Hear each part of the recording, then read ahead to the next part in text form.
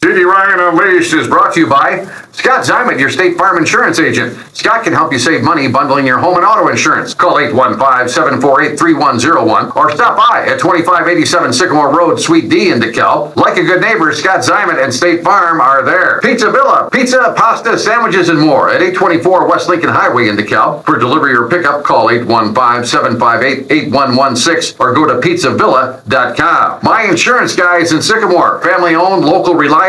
My Insurance Guys cover Medicare to auto and everything in between. Call us in Sycamore at 815-899-0950. My Insurance Guy, business, auto, home, life, and health at myinsuranceguy.com. And Eldercare Services of DeKalb County, safe, secure, and supported, helping you stay at home where you want to be. Call 815-758-6550 or stop in at 1701 East Lincoln Highway in DeKalb or on the web at ecsdekalb.org. Welcome into TD Ryan Unleashed, Suicide Prevention Podcast number 2, and we couldn't have a better lineup here for our second suicide prevention show. As a name from the past, again, a name that we respect and honor. Brett Bartosik is joining us today. Brett, how you doing, my friend? I'm doing fantastic. Thank you for having me today. It is so great to see you again, and of course, you and your lovely wife, Laura, have done so many things. 11 years since we lost Seth, but you've done so much stuff in that interim period. We have. We keep going. We just had our 10th annual fundraiser, the Seth Motorcycle Run. 10th year. Seth's been gone for 11.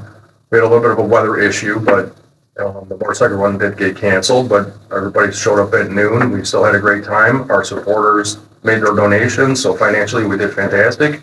So we can give that money back to the community as we always do. And again, we look forward to talking about that and those events coming up. But more importantly, I want to understand how you and Laura got through this. And we'll talk about that some more in the podcast. But I'm just in awe of you two, and it's just amazing. And sadly, I know we hear stories about a lot of couples getting divorced when they lose a child to suicide. And you two have turned it around and yet been so productive in helping other people. So it's just been tremendous. Right?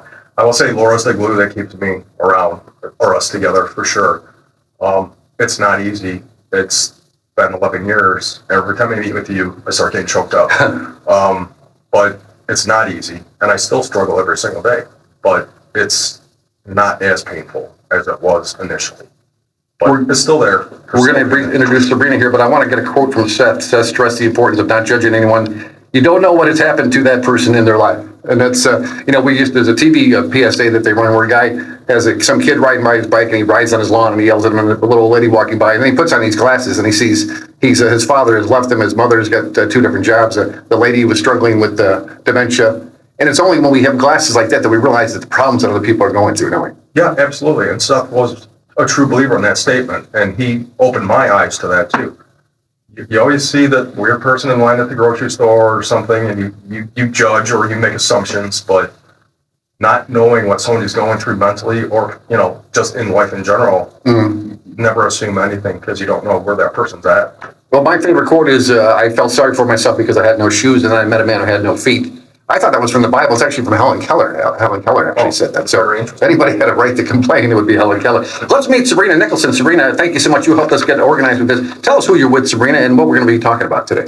Thank you, TD. My name is Sabrina Nicholson. I am the Director for Behavioral Health Services for Northwestern Medicine for the DeKalb County area. So I work with our hospital departments for behavioral health, and then I also oversee our local community mental health center, Ben Gordon Center. Okay. Now let me just, and I'm just, we're spontaneous here. So I know at one point the mental health center went away at the hospital. Is that correct? And then I think you're thinking of the inpatient unit. Yeah, the inpatient unit. Okay. Yes, so the inpatient unit has been gone for quite a number of years now and has not returned.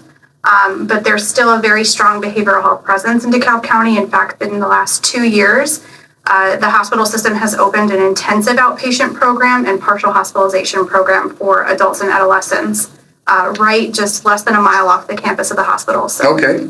Now, another thing my grandmother used to say is an ounce of prevention, and that's kind of what we're talking about when we talk about zero suicide. Boy, what a wonderful sound that is, zero suicide. Tell us what the concept is behind zero suicide.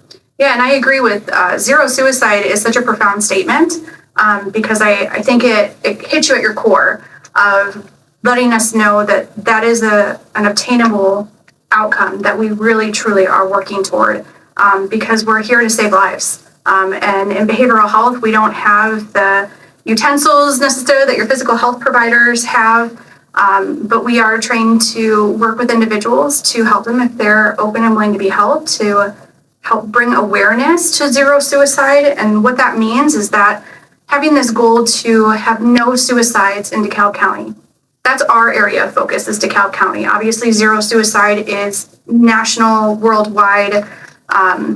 But for the purposes of where Northwestern Medicine is leaning at this time is starting in DeKalb County. And then our ultimate goal is to take what we learned from this initiative as far as the awareness, the prevention, the treatment, the postvention, and see how we can spread that throughout the health system in all the different regions of Illinois that it touches. Yeah, now just to talk some hard numbers, unfortunately, here in the state of Illinois, on the average, every 5 hours and 41 minutes, a person dies by suicide. A total number of deaths by suicide increased 7% from 2021 to 2022, and the suicide rate amongst males in 2022 was 3.6 times higher than the rate among females as well. Because we know males tend to complete the act because a lot of times they'll use a gun and are able to complete the act that way. But especially when you factor in, is the male a veteran? Because they are, I believe it's 60 or 70% more likely to use a firearm when trying to die by suicide. Yeah, and before you came on the air, Brett and I were talking, and Brett reminded me of some Marines that I interviewed on the suicide prevention show. And a friend of theirs had, and I don't want to be graphic here, but he called it swallow the rifle. He got a Dear John letter that was sitting with his buddies there, and he just took his rifle and he just blew his head off right in front of everybody, right in front of everybody there. And he talked about him and those other 4 guys having to go back to United, go back to your normal life, quote unquote, and live with something like that. Yeah. It's unimaginable. It really is. I think that's in some ways what I love about working in behavioral health is there are some things that I encounter in this life through stories, through others, and I come out with the utmost respect for those individuals. That kind of talking back to what we started on of you never know what's going on with someone. Well, if they're engaged in behavioral health, a lot of times we do, but then we get to see what they're doing in their everyday life. They're working full time, they have children, they are doing all these extracurriculars, and then we know what's actually going on inside. And the fact that individuals can go through an experience like you talked about, or any other experience in their life that is unimaginable, tragic, and continue to do those things, I mean, that is incredible and just so resilient. And I think it deserves more attention. And I bring that up too because Brett and I were talking before we went on the air here, and those 2 of the Marines didn't want to talk to anybody but another Marine that had been through what they had been through. And Brett, you were alluding to that too, that when you talk to somebody, you'd rather have somebody that has been through what you've been through. Yeah, no, it's you're in such a horrible place, and you're just struggling to find somebody like you, to make you feel normal. And that person is hard to find. It took me probably 6 or 7 weeks before Laura and I actually found someone that we could talk to that could relate to exactly how we feel, because there's no other feeling like it in the world. And how do you start, Brett? How do you, when you say you were finally able to talk, did you go back to when Seth was young, or what? I think 7 or 10 days later, we went to our first survivor group in Sandwich, Illinois, and everybody goes around the room and introduce themselves. Hi, my name is Brett, and they want you to say how your loved one took their life. Some people are saying, drove into a telephone pole. This just happened to me. I completely lost it. I bet. I mean, it's, you don't even know what to say, what to do, who to talk to, who can understand you, or whatever. We ended up at SPS in Batavia, Stephanie Weber, and she was also a survivor, and made me feel on that level. Mm-hmm. She understood everything that I'm going through and helped me, and that really, really helped. Now, you talk about your lovely bride. Did she insist that you do that? Were you against going to counseling at that point? We didn't know where to go. Okay. I mean, we started Googling things. No one talks about this unspoken epidemic, right? Mm-hmm. And no one is educated about it until recently. We learned everything that we know now after the fact, all the classes, the assist training, everything that we did after to help Project Seth succeed. I wish I would have known 10, 15 years ago, but it's the silence. It's the taboo word, suicide. Yeah, if people go to the Project Seth website, there's all kinds of great information there, and you explain why you're honoring Seth. And again, you don't want anybody to go through what you guys went through, and to try to keep that from happening. So this deal now, now when I did my last checkup there, the doctor said, do I feel safe at home at one point? But we're talking about maybe asking about mental illness when you go to see your doctor, right? Isn't that part of the suicide, zero suicide? It is, and I think you're starting to see much more integration of that into things like your primary health care, where they're using some of those measures to ask some of those difficult questions. I think we have an incredibly long way to go, but I do know that we're seeing that more often, of where they're asking those questions of, are you having thoughts of dying more days than not? It's Now, let's point out right now that it's perfectly all right to ask somebody that, right? If they're thinking about committing suicide or hurting themselves. And I think that's one of the biggest misconceptions. And I even encountered it less than a year ago when putting on one of their professional trainings for those in the community that needed more education on how to assess for suicide and that were in more of those clinical roles. We had a really wonderful, passionate conversation, because they continued to say, well, I'm not going to ask someone, are they thinking of any ways to end their life? Because now I'm putting ideas in their head. No, that's not true. The research for years has debunked that. That is not a thing. And so it's just continuing to bring that awareness, whether it's to someone with no behavioral health background or even those that have been trained. There's still those misconceptions out there that we just have to keep bringing awareness to, because the worst thing you can do is not talk about it. You're not putting anything in their mind that's not already there. No, and that's the thing. That question may be the one thing that person is waiting for them to be asked. Yes, exactly. It's huge. That's great. You know, we had a professor from NIU, this is way back when we first started the show back in the mid-2000s, but he was talking about doing a mental screening before he went to the university. And I don't know where that stands right now. And we even talked about why not at the high school level as well, because it's anonymous, right? So you're just kind of sharing some thoughts there. And if there is a red flag, you can get out and get ahead of the game there, right? Yeah, and quite honestly, I think the anonymity is great on some levels, because I think it can create that safe space for someone who may not feel ready. But I also think just continuing to bring that awareness of, I'm very passionate about giving opportunities and repeated experiences for an individual experiencing suicidal thoughts, that you can walk in our doors, you can tell us that, and we're not going to immediately pick up the phone and call for an ambulance. We're not going to send you to the hospital. And that is, I think, that's a big fear, isn't it? It is a big fear. It's a huge fear to walk in four walls of an organization or call a crisis line. And that's our last priority. That is like, are we sure we've tried every single thing we can think of? Wait, there's one more thing. How do we keep them out of the hospital? And I don't mean that we won't send someone if they need it, but that's why we have things like the living room. That's why we have our crisis lines. That's why we have our mobile crisis response. The goal is to keep people in their homes and almost normalize an uncomfortable thought or a scary thought or a sad thought, that's okay. Just because you have this doesn't mean you're going to take steps. And that's what we're here to assess for. And it's okay to have them. Some people have them every single day, every minute of the day, and they are not hospitalized. Well, I want to ask you about with these medicines that I see, and my wife and I always just turn and look at each other when they say may cause suicidal thoughts. And like, well, when do you know that that's being created by, and when do you know how to stop the suicidal thoughts? And that's a whole other subject, I know, but that always amazes me when they throw that in at the end. Oh, and by the way, it may cause suicidal thoughts. Yeah, and so I am a licensed clinical social worker, so I want to level set of where my expertise is. Okay. But one of the things related to someone experiencing suicidal thoughts and acting on the behavior is that it's not uncommon to see someone follow through on the act when they start to feel better.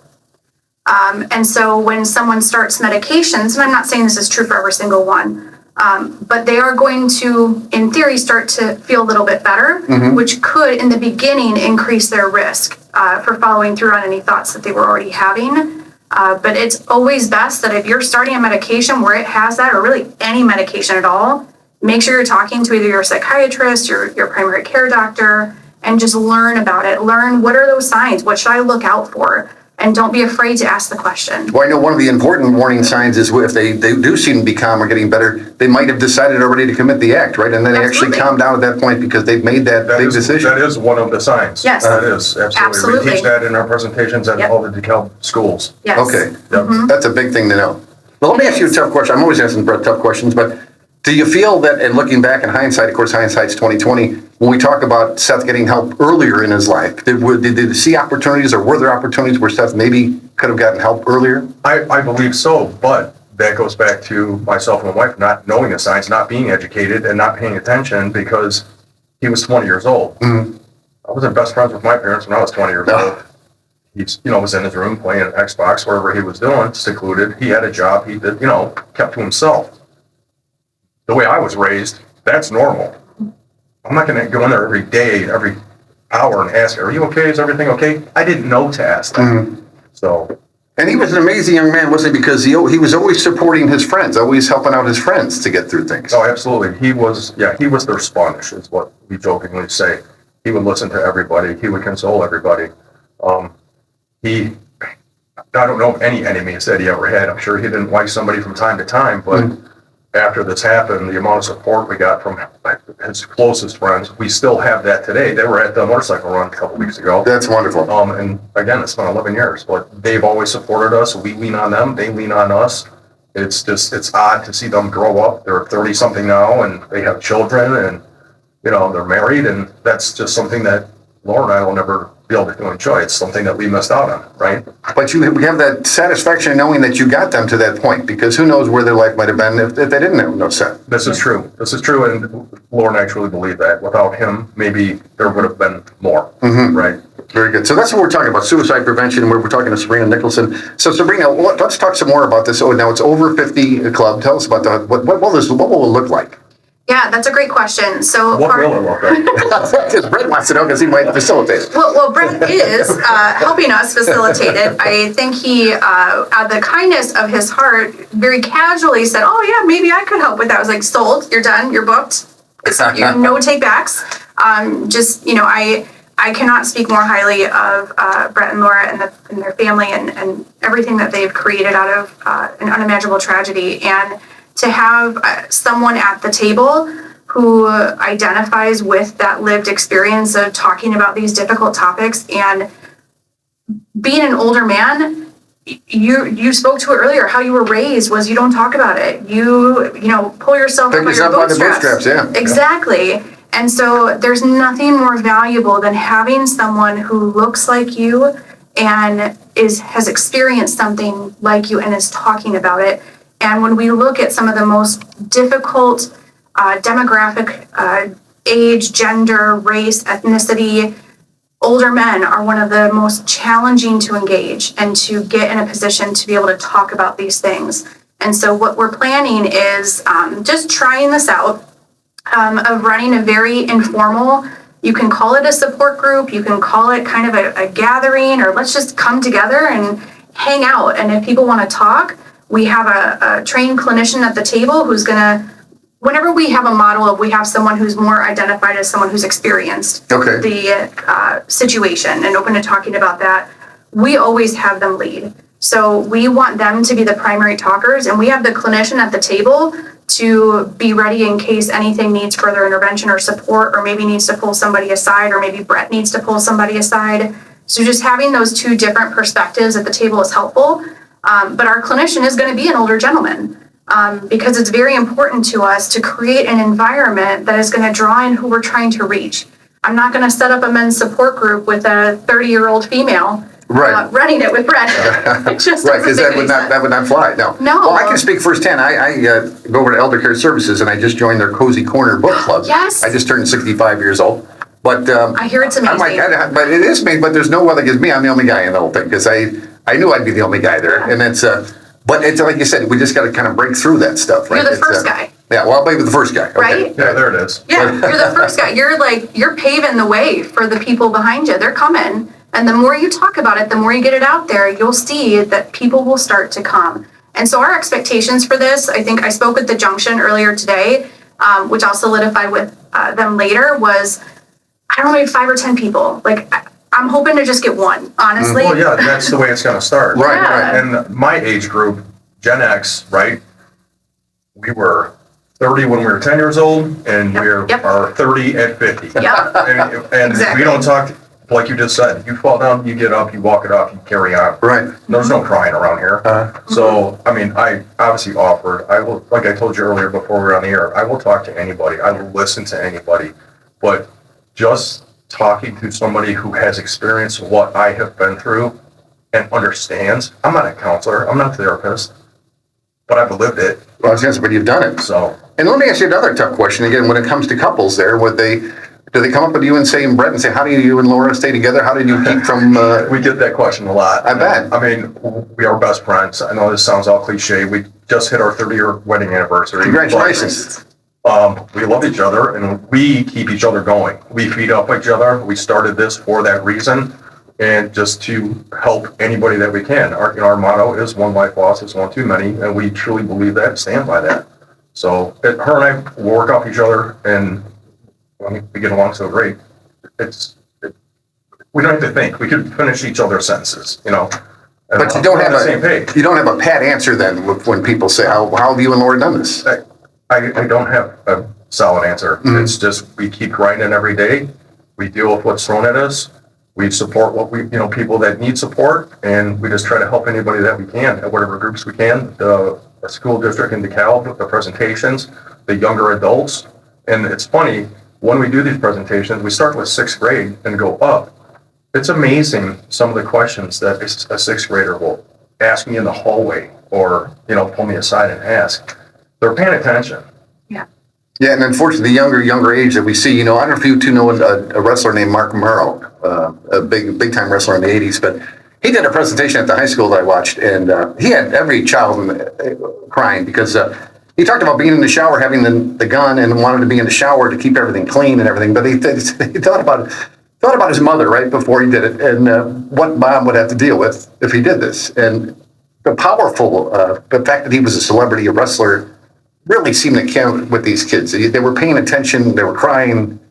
It really seemed to hit home. So the message has got to come from the right source, right? It does, and that's where that individual who's been through it in whatever way, whether they were the individual who made an attempt to end their life, whether they are a loved one who was connected to someone who either attempted, thought about it, ended up dying by suicide, the peer voice, you just can't match it.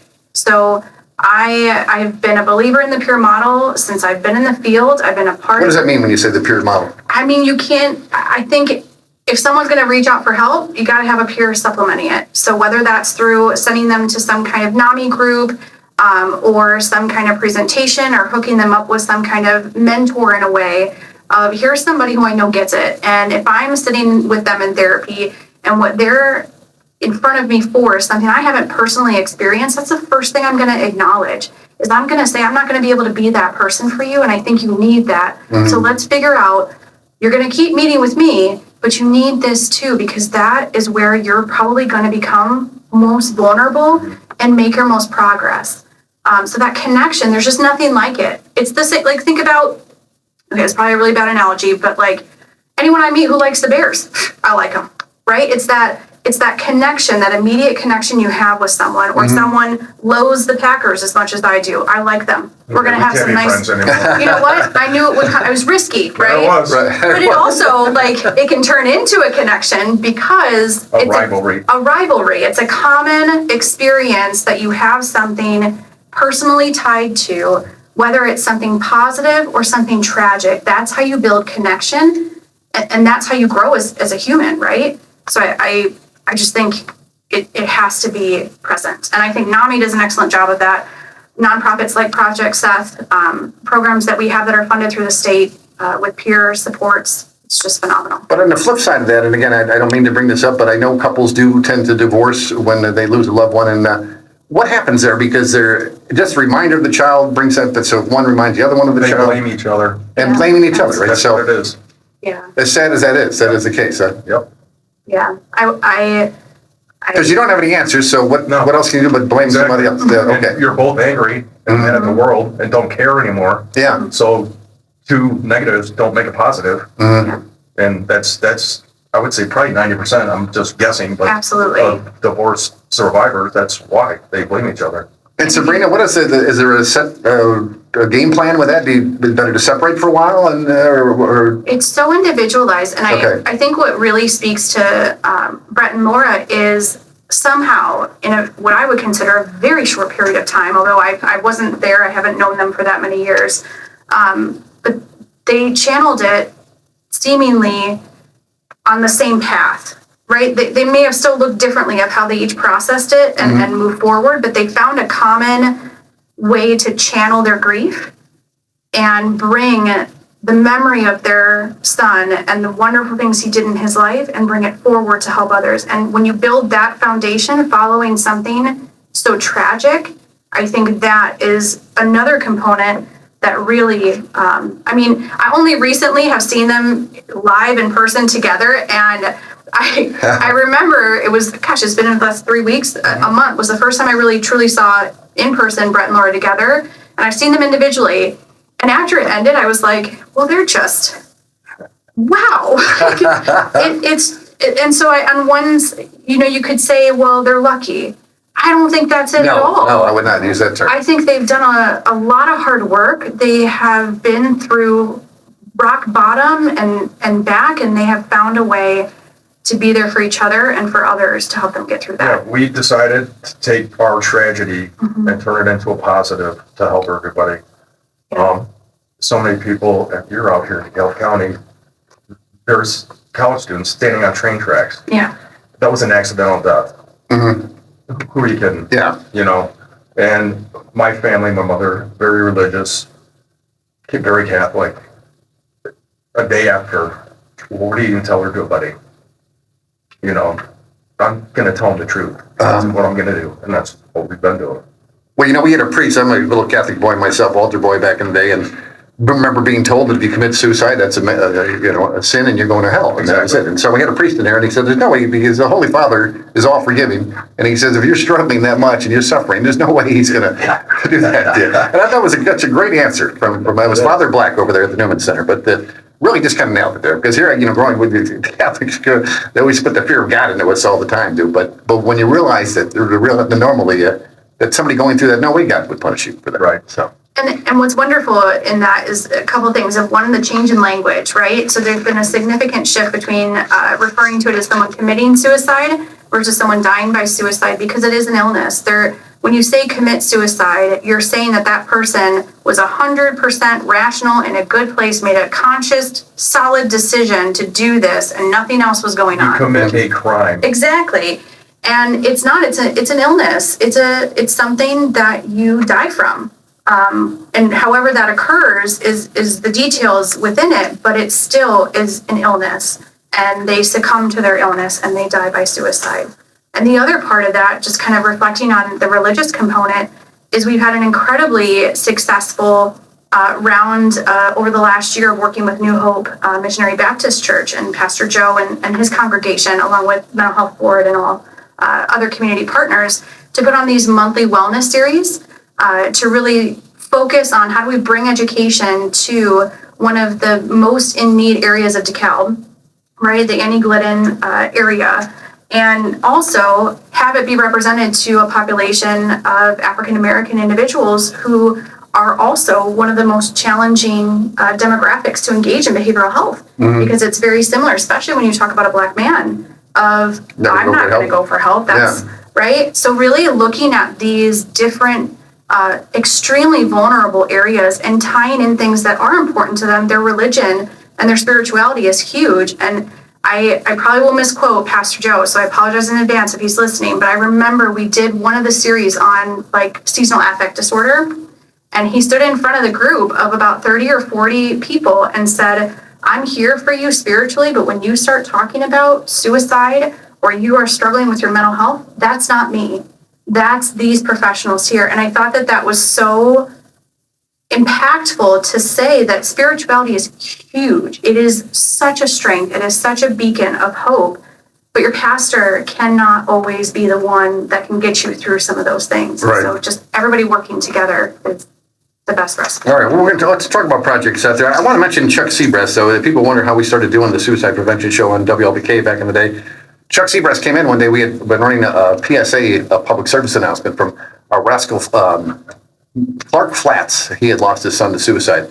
And Chuck heard the PSA and he came in and he said, "Why don't you do a show about that?" And I go, "We can't talk about suicide. Nobody wants to talk about suicide."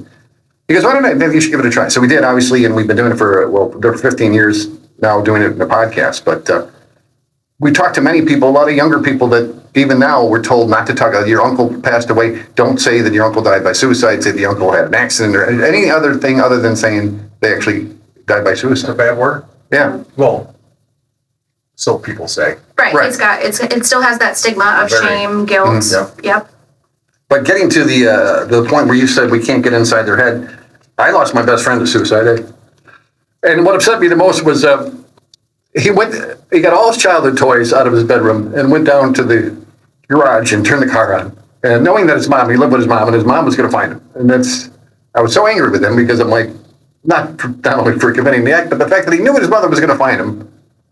But then I thought, how can you get where he was at? I couldn't possibly get to where we got all his toys, went down the garage. Well, where was his mind at that point? And so I got very upset, and then I got over that. But I remember one of the gentlemen we interviewed, he had lost his brother to suicide, and he was so angry at him that he got up on top of the coffin and was yelling at his brother. But that's the kind of emotion we're talking about here, isn't it? And for a long time, I blamed myself for my friend. He was going to come out to Chicago. We were going to get an apartment and hang out, and he got a girl pregnant, got in trouble, and that's when he decided to commit the act. And but I always blamed myself, and then I was always so angry at him for doing that. I think that's okay. I think It's normal. it's normal. I'm still mad. Yeah. It's never going to go away. Oh, so you were mad a little. I'm still mad. I missed out, and so did Laura. We missed out on the grandchildren, whatever else. Yeah. He was a hockey player, played hockey from the time he was 5 till he was 20 years old. He loved it. He had a great, solid group of friends. Never, ever. We thought everything was just fine. But yeah, I'm still mad. Laura's still mad. There's things that we're never going to get, or we're never able to see. Yeah. Right? So yeah, we're upset. Well, thank you for that, Brett. Well, that's great. All right, so we have something coming up now, the Canvas for Courage. Tell us about that. I have a little bit. Do you know about the Canvas for Courage about that? Yeah, so that's one of the events we're putting on under that Zero Suicide initiative of trying to also focus on our younger population. So looking at kiddos, I might get the ages wrong, but around 13 to 20 or 21. I'm doing away with the word kiddos, by the way. Oh, I never so liked sorry. it as a kid. I don't I think kids know. liked it. I'm So the don't worst. say kiddos. Young adults. Sorry, young adults. And really trying to give them an opportunity or an outlet. There's honestly one of the best ways to express how someone is feeling is through art. That expression is just really powerful. And so trying to speak out to our young adults in DeKalb County and saying, hey, we'd love for you to put something up. It can be a painting, a drawing, a poem, anything that you want to do. We want to make a display of it and show just how powerful a voice can be through art to support things like mental health or emotions and how you're feeling, because You could really interpret that because we talked to our Yeah. friends from CASA, and we know that the kids will draw pictures Yes. and like a big dark cloud over the family or something. You can really Yes. symbolize what's going on in their lives, isn't it? it can. And when you look at it and then you get to hear the author or the artist's explanation of it, it's just incredibly moving. And then that also creates a connection for all of these young adults who may or may not be struggling at different levels to say, oh my gosh, somebody else in this room gets it. Or even if they're anonymous, there is somebody out there that gets how I'm feeling. And That so light bulb that you're talking about when it goes off, it's a huge breath of fresh air. I bet. It really is. because you're not alone. No, you're not. And you finally know that. Yep. Did you and Laura dabble in art? Do you paint at all or Yeah. sculpt? The walls. Well, no pressure that way, right? No. All right, so this is going to be on display now for how long? Is it at the Egyptian Theater? It's at the Egyptian Theater, September 5th. Okay. From I September believe- 1st, right? No, so Laura just updated that today. September 5th. All right. I had an old document there. Okay. No worries. It's September 5th. It's a Friday evening. I believe it's from 5 or 5:30 for a couple hours, and it's going to And prizes are awarded, right? There are prizes. There's goodie bags, all the things, and the individuals who participate can do so with their name. They can do so anonymously, but because of the age group we're really trying to focus on here, parents do have to sign a consent, but they can still remain anonymous for the display of the art. So just trying to get connected with our younger generation. Okay, and as we wrap things up, Brett, you guys have done so many wonderful things. Tell us about Project Seth. We're going to talk about the cornhole tournament here at the end, but what has it been like? How did you guys ever get that started? What was the motorcycle ride? Was that the first thing you guys did? Yes, we started our non-for-profit about 6 months after our tragedy. And then we used to do all kinds of events. I think when we first met you, TD, we were doing a scavenger hunt. Right, a scavenger hunt, yeah. So we used to do that annually. Then we do A scatastic scavenger hunt, yes. Yeah.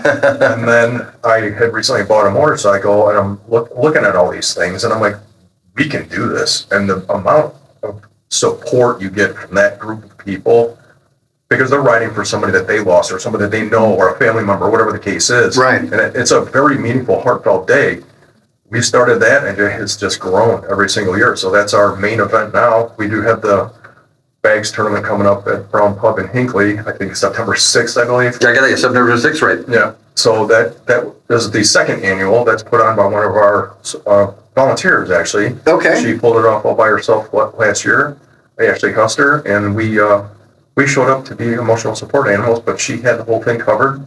She's doing it again this year. We will also be there, and it's hopefully that grows and grows as well. Yeah, and what about the second year? Because I read about events. Events are hard the first year, but it's even harder the second year to keep it going. Was it tough that second year? And the 10. Yeah, because it keeps growing, and then there's more logistically things to do, and now we need to do this, we need to do that, and it's another full-time job. It really is. Well, the thing I was most touched by, and you've touched me in so many ways, Brett, is the fact that you've maintained friendships and relationships with Seth's friends. And I think that's just a beautiful thing. And that's true today, isn't it? It's still Absolutely. They all showed up. Every single one of them showed up. Some of them we haven't seen in years. One lives in Colorado, one lives in Michigan. They made the trip.